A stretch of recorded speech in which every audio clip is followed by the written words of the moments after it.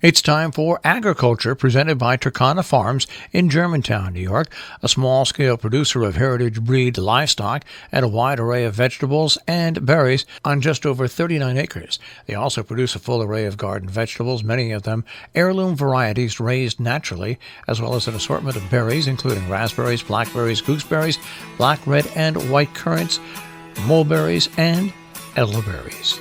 And now, here's Victoria Cox. Hey everyone, it's Victoria. If you've read a farming blog or ridden a subway in the last few years, you may have seen an ad for one of a variety of programs that rescues and/or resells ugly produce. These services usually promote themselves as fighting food waste, and also evoke a sense of pity for the pitiful, misshapen carrot or pepper that might not get eaten without your compassionate intervention. My initial impulse when scrolling or walking past these ads is skepticism about their utility. I apologize. We're a bunch of skeptics out here.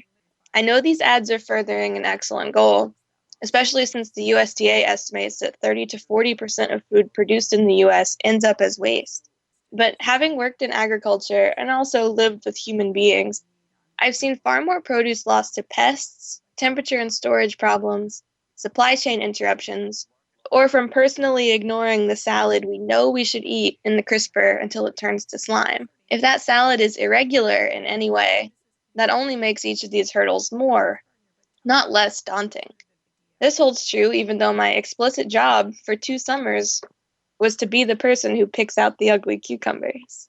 When I worked with the horticulture department at NC State, one of our biggest projects was a cucumber production study involving the best planting densities for making pickles.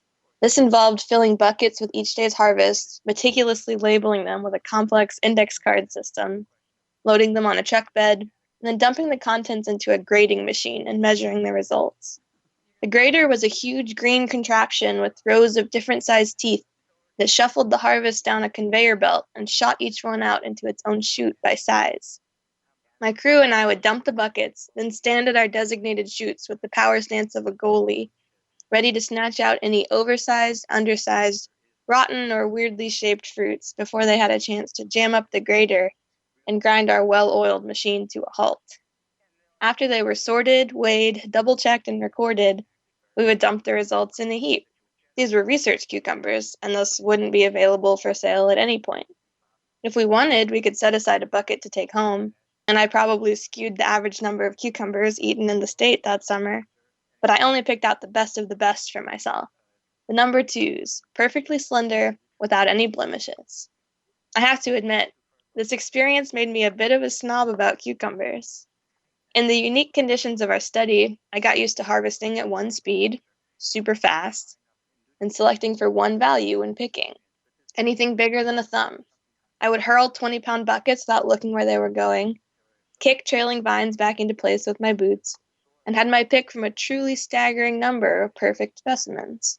Since our project was designed to collect information about processing cucumbers, our scale and our priorities were set by this need for speed, consistency, and uniformity. The purpose of grading had little to do with aesthetics, only what would smoothly move through the machines that would handle our crop. Still, even in a field that's been organized and quantified from the ground up to produce a single dependable product, some surprises managed to slip through, even though I threw these out without thinking about it. In contrast, I've spent this summer gently nurturing a crop of cucumber plants that are only now just starting to bear flowers.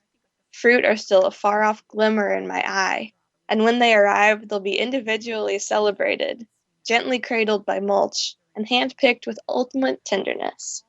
I know, I can hardly recognize myself. Throughout our cultivated acre, I've had to shift my perspective.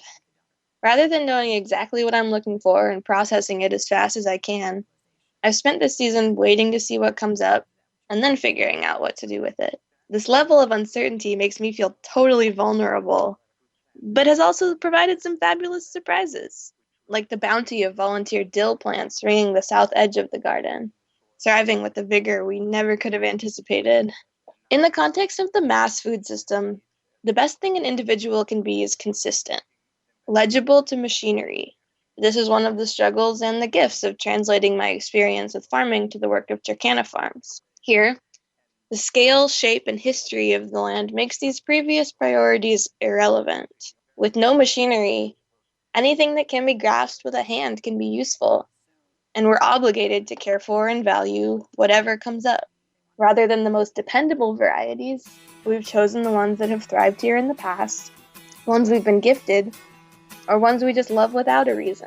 On a totally unrelated note, happy Pride Week! Agriculture is underwritten by Turkana Farms, LLC, a small-scale producer of heritage-bred livestock and a wide array of vegetables and berries on just over 39 acres in Germantown, New York. More information, 518-537-3815.